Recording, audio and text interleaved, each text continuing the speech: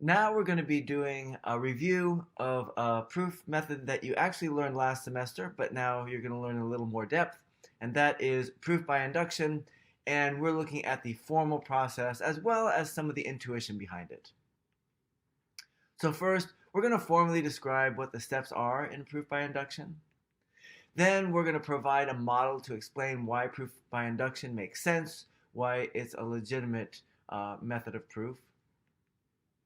And then we're going to use proof by induction on a particular theorem. All right, so again, this is a review, but proof by induction is for proving only certain types of theorems. And that way, it's very much like the contrapositive, which was only used on conditional statements. It's not nearly as flexible as proof by contradiction, which could be used on any statement. So the type of statements you can use on proof by induction look like the following. For all integers n greater than or equal to 1, p of n, where p of n is some kind of statement about n. And I should note about this format that you don't necessarily have to have n greater than or equal to 1. It could be n greater than or equal to any number, and this will work, but we're using 1 as our starting point here. In general, you can just flip it to any different starting point you can. All right, so here's the example that you have. For all n greater than or equal to 1, if you add all the numbers 1 plus 3 plus 5, all the odd numbers up to 2n minus 1, you get n squared. And notice that that equation that you have is a statement about n. It's either true or it's false as long as you put in a value for n. So that's our p of n. All right, so here's the steps that we use in proving by induction, and we're going to apply this to the theorem that you just saw, or the example that you just saw. So first of all, what you do is your base case, and that is the first case, which for us is n equals 1. So we're going to prove the theorem for n equals 1, and in our notation that we use for the basic form of a theorem that we prove by induction, that means we're going to prove p of 1. In the example, on the left, if you add all the numbers to 2n minus 1 where n equals 1, you just get 1 on the left-hand side, and n squared on the right-hand side is 1 squared, and as you can see, what we'd have to prove is 1 equals 1 squared. Not too hard. For our inductive step, we have an assume and show type of situation. So what we do is we assume that the theorem is true for n equals k, and then we prove the theorem is true for n equals k plus 1, and this should be any value of k that is at least 1.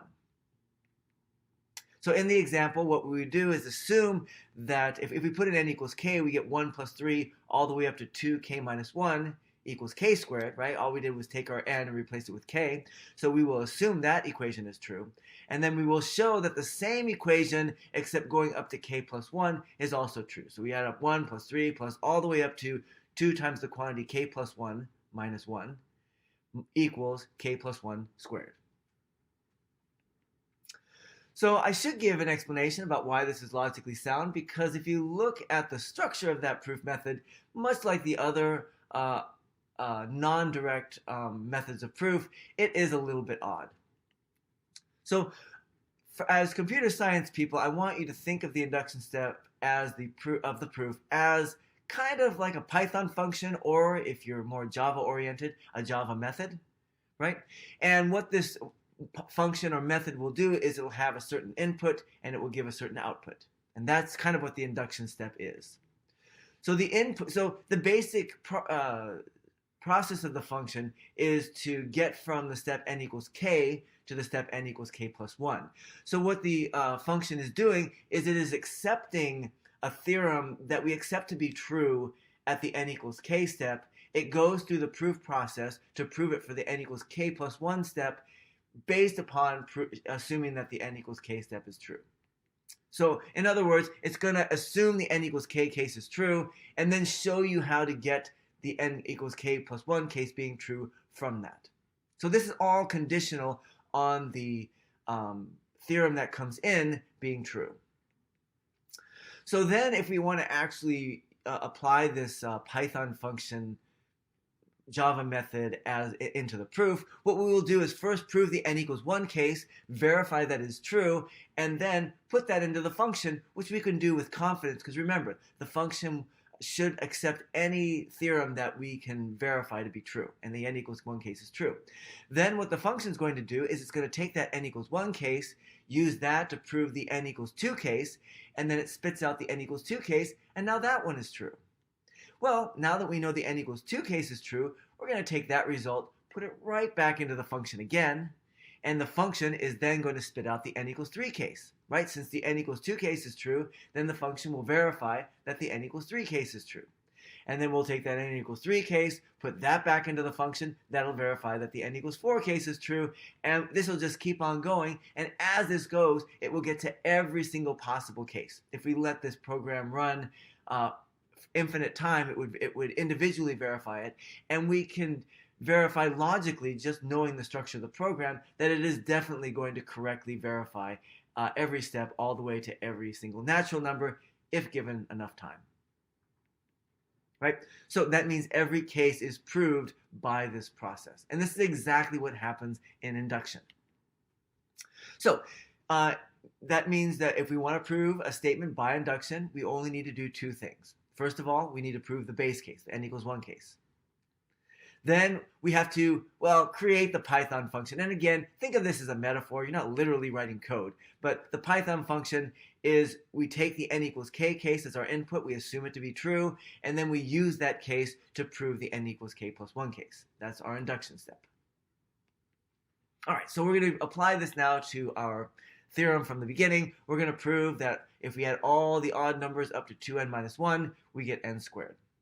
Now, the first thing we have to do is do the n equals 1 case. On the left, we go all the way up to 2 times 1 minus 1, that is 1. So really, on the left, all we have is that first term, 1. And on the right, we have n squared is 1 squared, so we have to prove that 1 is equal to 1 squared. Well, I mean, that's obvious. It'd be easy to prove. 1 squared is equal to 1. Is 1 times 1, which is equal to 1. That's just by definition of multiplication. So that case is fine. Now for the induction step, that's going to be a little more abstract. What I'm going to do is I'm going to work it through a few specific examples so you can see how this process is going to work. And then once we feel comfortable with that, then we'll use that on the general case. And by the way, I encourage you to do this in your own work, especially if you feel uncomfortable with doing the induction step. So let's do a couple practice rounds. So we're going to assume the n equals 1 case. We're going to assume 1 equals 1 squared. And then we're going to use that to show that the next case is true, that 1 plus 3 is equal to 2 squared. That's our n equals 2 case. All right, so first of all, I'm going to look at 2 squared and see if I can write that in terms of 1 squared, right? Because I know what 1 squared is from my assumption. My assumption is that 1 squared is equal to 1. So if I look at 2 squared, maybe I can write that in terms of 1 squared. Well, one way of doing that is to rewrite 2 as 1 plus 1. Seems a silly thing to do, but again, we're trying to do things that we're okay doing things that are silly as long as they are useful. And then I'm going to use FOIL on that. So when you FOIL that, let me see, we square the first one. We multiply the two numbers together, the 1 times 1, and then double it. That gives us the 2. And then we square the last one. The nice thing is we have a nice formula for 1 squared. 1 squared is equal to 1, right? So, but here we have, if we want to look at 1 plus 3, well, what I'm going to do to make that look more like something previous is I'm going to split up that 3 into 2 plus 1. And I know on the left that 1 equals 1 squared, that's from my assumption. I know on the right that that other 1 is also equal to 1 squared, that's also from my assumption. And now notice that my 1 plus 3, which is 1 squared plus 2 plus 1 squared, is exactly the same thing as I got for 2 squared, which tells me that 1 plus 3 is equal to 2 squared. Now, I should mention that this, in general, is a ridiculous way of verifying that 1 plus 3 is equal to 2 squared. But what we're trying to do is we're trying to practice the induction step, so when it gets to going from k to k plus 1, it's a little bit more natural. So this is stupid to do here, but it's going to be smart to do when we actually do the induction step. So have a little faith. So now what we're going to do is we're going to go for the n equals 2 case and see what happens to get to the n equals 3. N equals 2 case to get to the n equals 3 case. So we're going to assume that 1 plus 3 is equal to 2 squared. And we're going to show for the next step that 1 plus 3 plus 5 is equal to 3 squared. And we're going to try to do the same thing. We're going to start with 3 squared. We're going to try to get it so that it has 2 involved somehow. And that's going to be breaking up 3 into 2 plus 1. we are going to FOIL that to get 2 squared plus 4. That's 2 times 1. We multiply the 2 together and then double it. And then plus 1 is the last one. So that's all we just get from FOILing. Now, if you want to look at 1 plus 3 plus 5, one thing that you may notice from that is if you ignore the 5, that 1 plus 3 is exactly what we have in our assumption. So I'm going to isolate that from the 5 and note that from our assumption, I know that 1 plus 3 is equal to 2 squared. So I'm actually going to put that in. 2 squared equals 1 plus 3, and then we get 2 squared plus 5. And then to make it look a little bit more like 3 squared, we're going to note that 5 is equal to 4 plus 1. So we get 2 squared plus 4 plus 1. And now that looks exactly like our formula, the one line above for 3 squared. So 2 squared plus 4 plus 1 was equal to 3 squared. And that verifies that 1 plus 3 plus 5 is equal to 3 squared. Let's do one more just to make sure to solidify our understanding of this process. Now we've just proved the n equals 3 case, so we get to assume it. 1 plus 3 plus 5 equals 3 squared. And then what we're going to do is we're going to show that the next case is true. 1 plus 3 plus 5 plus 7 equals 4 squared. Well, we're going to do the exact same thing that we've been doing before. Look at 4 squared, break it up that 4 into 3 plus 1. We're going to FOIL it to get 3 squared plus 6 plus 1. And again, that 6 comes from multiplying 3 times 1 and then doubling that. That's what happens when we square. And then that 1 at the end is just the 1 squared. And now if we want to do 1 plus 3 plus 5 plus 7, we're going to again isolate that 1 plus 3 plus 5 because that's what shows up in our assume, right? We know from our assumption that 1 plus 3 plus 5 is equal to 3 squared. And now, and then that's plus 7 still. And now all we have to do is break up that 7 into 6 plus 1. And now that looks exactly like our formula for 4 squared. We had a line above, 4 squared is equal to 3 squared plus 6 plus 1. So 3 squared plus 6 plus 1 equals 4 squared. So now I hope you're feeling a little more comfortable with this induction process because we're going to do it now in its greatest generality, right? So hopefully you see how this is going to work. Let's go to it. So we're going to assume that all the odd numbers added up to 2k minus 1, 1 plus 3, all the way up to 2k minus 1 is equal to k squared. And we're going to show that when we add up all the odd numbers to 2 times k plus 1 minus 1, we get k plus 1 squared. And notice that on the show, I wrote both the second to the last number and the last number in that sum that we're adding up, just to show you what the one that comes before that is. So we go from 2k minus 1 to 2 times k plus 1 minus 1. All right, so I'm going to do the same thing. I'm going to look at k plus 1 squared and square it out. Now it's easy to see how why FOILing is going to be useful, actually, right? So you have that k plus 1 squared. We kind of have no choice but to FOIL that out. We end up with k squared plus 2k plus 1. And then I'm going to look at the other side of the equation, all the odd numbers up to 2 times k plus 1 minus 1, and see what I can do with that. Well, I'm going to do exactly the same thing as I did before.